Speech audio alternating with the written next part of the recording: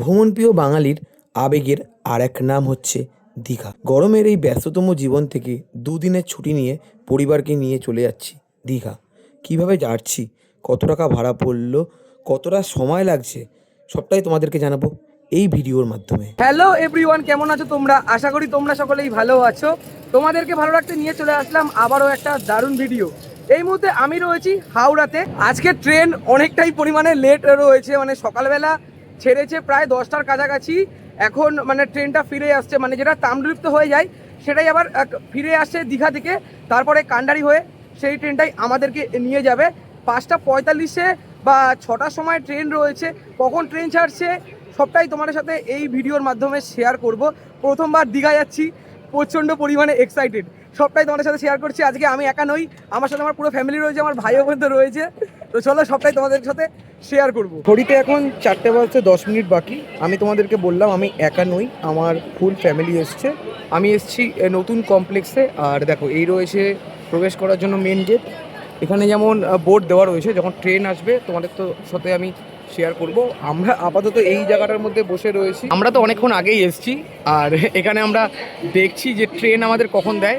সাইনবোর্ডে দেওয়া রয়েছে 22897 দীঘা কান্ডারি এক্সপ্রেস 5টা 45-এ হাওড়া স্টেশন থেকে ছাড়বে। আর সময় পরিবর্তন করা হয়েছে, 3টার সময় ছাড়ার কথা, 5টা 45-এ ছাড়বে।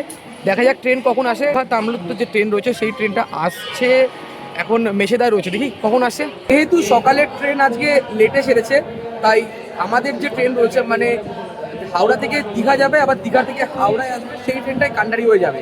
তো দেখি ট্রেন কখন ঢোকে। ঘড়িতে এখন প্রায় 5টার কাছাকাছি বেজে গেছে। আমরা এখনো বসে রয়েছি। ট্রেন আমাদের ঢুকছে উলুবেড়িয়াতে, একবার দেখিয়ে দেবো ট্রেন কোথায় রয়েছে। এখন দেখি, দেখো ট্রেন উলুবেড়িয়া ঢুকছে, তারপরে এতগুলো স্টেশন ক্রস করে সাঁতরাগাছি হয়ে হাওড়ায় ঢুকবে। কখন ঢুকবে কোনো ঠিক নেই। 6টা তো ঢুকতে পারে, 6:30 তো ঢুকতে পারে।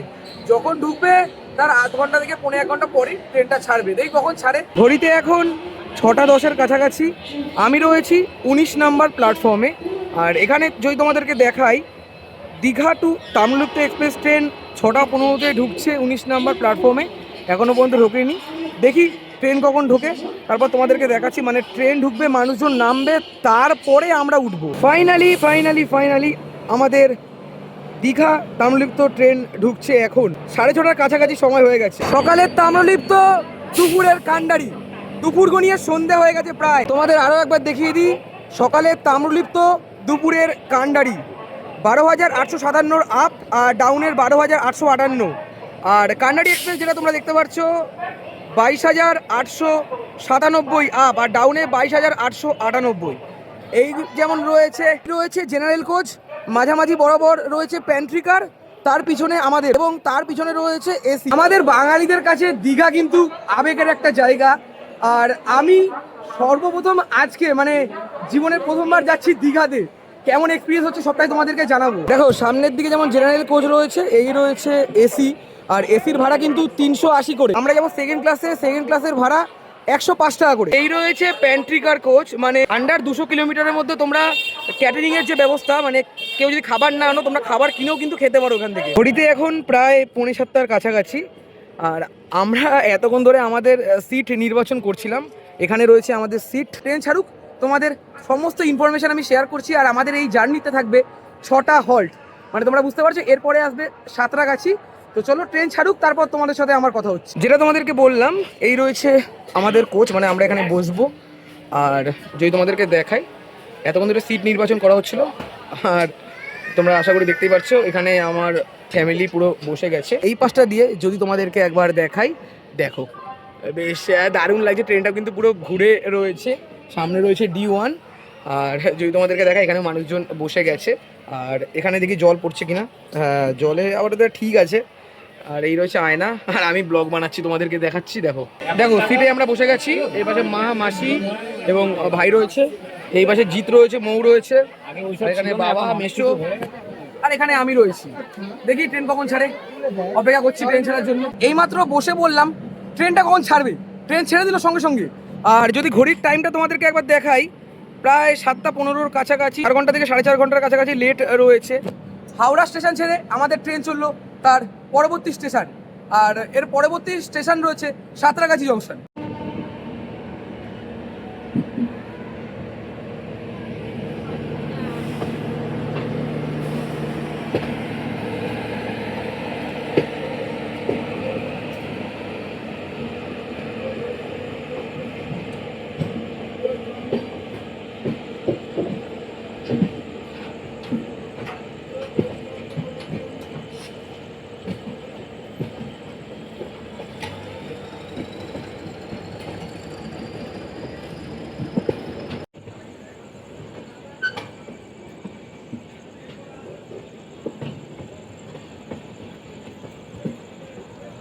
সারাদিন কি দুটো ট্রেনই জাস্ট চলে, আর কোনো ট্রেন চলে না? বলছি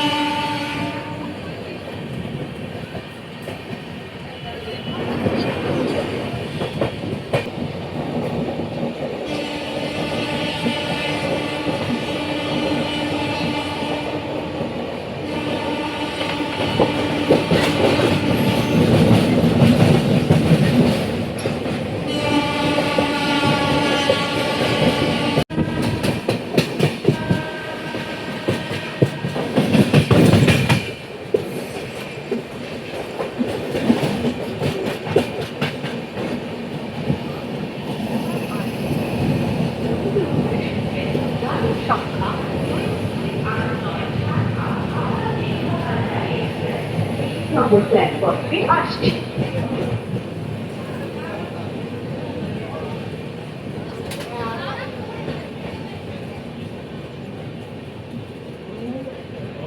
আমরা চলে আসলাম সাঁতরাগাছি জংশন। এখানে আমাদের ট্রেন 2 মিনিট দাঁড়াবে, আর মানুষজন কিন্তু চলে যাচ্ছে জেনারেলের দিকে, আর আমরা দাঁড়িয়ে রয়েছি D2-তে। আর যদি তোমাদেরকে দেখাই, দেখো মোটামুটি এদিকটা আপাতত ফাঁকাই রয়েছে। পরবর্তী স্টেশন উলুবেড়িয়া। আমি ভাবলাম ট্রেনটা হয়তো 2 মিনিট দাঁড়াবে, বাট না, টাইমের থেকে যেহেতু অনেকটাই পরিমাণে লেট রয়েছে, তাই ট্রেন আমাদের আগেই ছেড়ে দিয়েছে। এর পরবর্তী স্টেশন আমাদের উলুবেড়িয়া। তোমাদের একটু পরে জানিয়ে দিচ্ছি জেনারেল, এসি কামরা এবং সেকেন্ড ক্লাসের ভাড়া কত।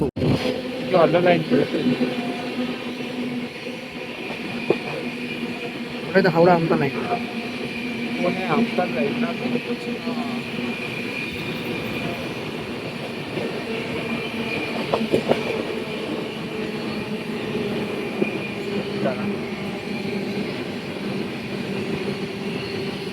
সাঁতরাগাছি ক্রস করার পর আমাদের ট্রেন সেই লেভেলের টানছে, মানে মাথা খারাপ হয়ে যাচ্ছে, এত স্পিডে টানছে। আর তোমাদেরকে বলে রাখি, আমি রয়েছি সেকেন্ড ক্লাসে। সেকেন্ড ক্লাসের ভাড়া 105 টাকা, জেনারেলের ভাড়া 90 টাকা, আর এসির ভাড়া 380 টাকা। আমাদের যাত্রাপথের দ্বিতীয় হল্ট উলুবেড়িয়া ক্রস করছি আমরা। কোলাঘাট ব্রিজ ক্রস করে আমাদের ট্রেন পৌঁছাচ্ছে মেছেদার দিকে। তোমাদের বলে রাখি, এই 185 কিলোমিটারের মধ্যে, মানে হাওড়া থেকে দীঘা যেতে লাগে 185 কিলোমিটার। এই 185 কিলোমিটারের মধ্যে তোমরা প্যান টিকার বা ই ক্যারিংয়ের সুব্যবস্থা পাবে। এরপরে আমাদের পরবর্তী স্টেশন মেছেদা, আর মেছেদার চক কিন্তু খুব বিখ্যাত।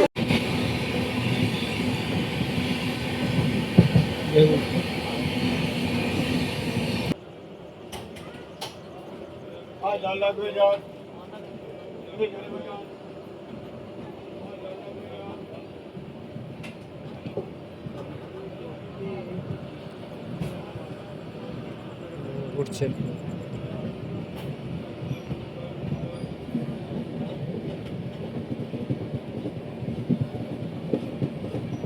এই যে কোলাঘাট, এই যে কোলাঘাট সবাই। সামনে রয়েছে কোলাঘাট ব্রিজ, আমরা ক্রস করছি কোলাঘাট ব্রিজ।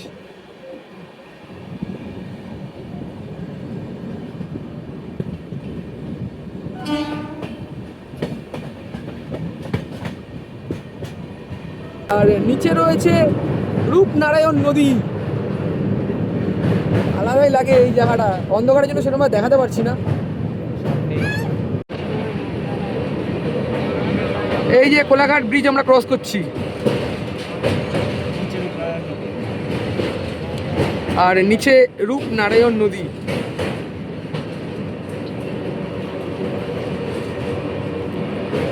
যদি কখনো সকালবেলা আসি টাউন লিফট এক্সপ্রেসে করে দীঘাতে, তাহলে তোমাদের দেখাবো। আর তার আগে তো আমরা খিরাই যাই, আরও অনেক জায়গাতেই যাই, তোমাদেরকে দেখাই। দেখো মারাত্মক লাগছে, অনেকটাই কিন্তু বড়। আমাদের বালি ব্রিজ আর ওদিক দিয়ে সম্পৃক্ত সেতুর থেকেও অনেকটাই পরিমাণে বড়।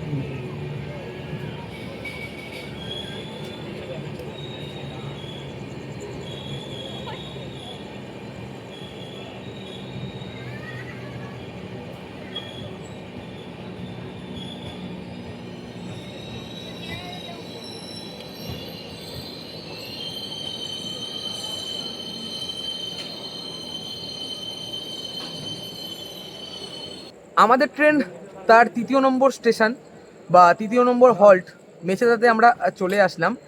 আর মেছেদার চপ খুব বিখ্যাত। আর 3খানা স্টেশন তারপরে আমরা পৌঁছে যাব দীঘার উদ্দেশ্যে। তোমাদের বলে রাখি, প্রত্যেক দিন তাম্রলিপ্ত এবং কান্ডারি এক্সপ্রেস চলে হাওড়া থেকে। আর শনিবার দিন সাঁতরাগাছি থেকে দীঘা স্পেশাল লোকাল, রবিবার দিনও চলে, শনি রবি দীঘা স্পেশাল লোকাল চলে সাঁতরাগাছি থেকে। আমাদের ট্রেন ছেড়ে দিচ্ছে পরবর্তী স্টেশন তমলুক।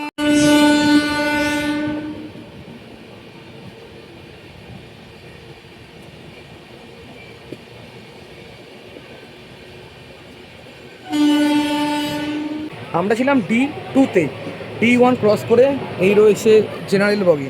দেখো মোটামুটি জেনারেল এখন আপাতত ফাঁকা রয়েছে, দেখো একদমই পুরো ফাঁকা। আমি রয়েছি এখন জেনারেল কোচে, আর যদি তোমাদেরকে দেখাই, দেখো পুরো ফাঁকা। আমার ভাই এখানে খেলে বেড়াচ্ছে, পুরো ফাঁকা, পুরো ফাঁকা ট্রেন, পুরো ফাঁকা। মানে ভাবো D2 থেকেও ফাঁকা।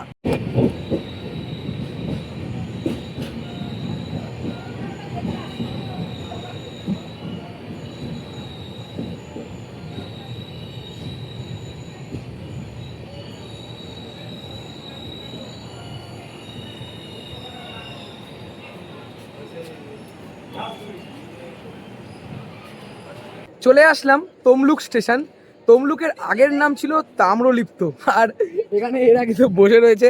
আমরা স্টেশন থেকে নেমে গেছি, 2 মিনিটের হল্ট রয়েছে, তারপরে আমরা আবারও ট্রেনে উঠে যাব। তমলুকের রাজবাড়ি খুব বিখ্যাত।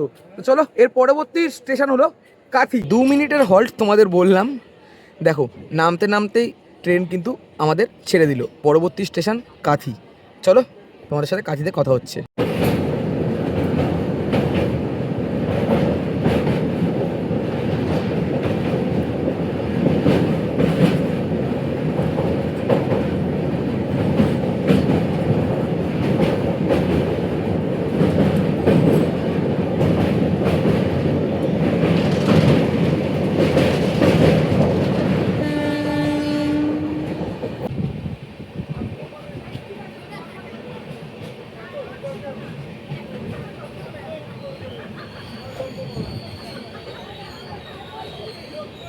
চলে আসলাম আমাদের গন্তব্যের 5ম স্টেশন কাথি। আর কাথি থেকে তোমরা খুব সহজেই মন্দারমণি যেতে পারো। মানে সামনের দিক থেকেও তোমরা অনেক টোটো পেয়ে যাবে এবং ব্যাক সাইড থেকেও তোমরা অনেক টোটো পেয়ে যাবে। এখন যেমন ভালোই পরিমাণে অন্ধকার রয়েছে। এর পরের স্টেশন হলো রামনগর বেঙ্গল, তারপরেই রয়েছে দীঘা। পুরো স্টেশন ফাঁকা। আর এই দেখো আমাদের প্রিয় বন্ধু কে ছেড়ে আমরা চলে যাচ্ছি। আর যদি তোমাদেরকে বলি এর পরের স্টেশন হলো রামনগর বেঙ্গল। আর রামনগর বেঙ্গলেও মোটামুটি 1 মিনিট মতো দাঁড়াবে, কাঁথিতেও 1 মিনিট দাঁড়ালো, বেশি দাঁড়ায়নি, মানে অনেকটাই লেট রয়েছে। তারপরে দীঘা। ঘড়িতে এখন প্রায় 11:15 কাছাকাছি বেজে গেছে। এখন আমাদের ট্রেন এসে পৌঁছালো রামনগর বেঙ্গল। আর স্টেশন যদি তোমরা দেখো একদমই ফাঁকা, দেখো পুরো ফাঁকা স্টেশন। চলে এসেছি রামনগর বেঙ্গল, এর পরেই রয়েছে দীঘা। মানে বাড়ি থেকে বেরিয়েছি 12:30টার কাছাকাছি, ট্রেন ছেড়েছে 7:23। মানে কান্ডারি এক্সপ্রেস এতটা ভোগায় বুঝতে পারিনি, মানে মারাত্মক পরিমাণে ভোগায়। এখানে তো 2 মিনিট দাঁড়ানোর কথা, দেখি কতক্ষণ দাঁড়ায়, এখনো সিগন্যাল হয়নি। ও আমি বলতে বলতে সিগন্যাল হয়ে গেছে, চলো ট্রেনে উঠে যাই। আমি মুখে বললাম 2 মিনিটের হল্ট, 2 মিনিটও দাঁড়ানো না, মানে 30 থেকে 40 সেকেন্ড জাস্ট দাঁড়িয়ে ছেড়ে দিল। মানে এতটাই লেট, যার কারণে আর দাঁড় করালো না। এর পরেই রয়েছে আমাদের গন্তব্য দীঘা। একদম ফাঁকা স্টেশন, বাপরে কেউ নেই। চলো দীঘা, চলো। রামনগর বেঙ্গল ছেড়ে দিল।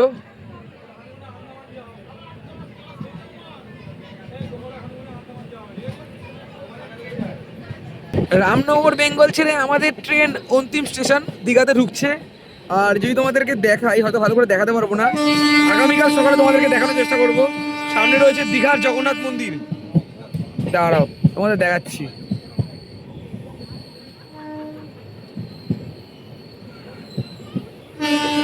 ফাইনালি চলে আসলাম দীঘা স্টেশন। পরবর্তী ভিডিওতে আরও দারুণ দারুণ আপডেট আসছে। কেমন লাগলো কমেন্ট করে জানিও, ভালো লাগলে লাইক কমেন্ট শেয়ার সাবস্ক্রাইব করে পাশে থেকো। দেখা হচ্ছে এরকমই কোনো ভালো ভিডিওর সাথে।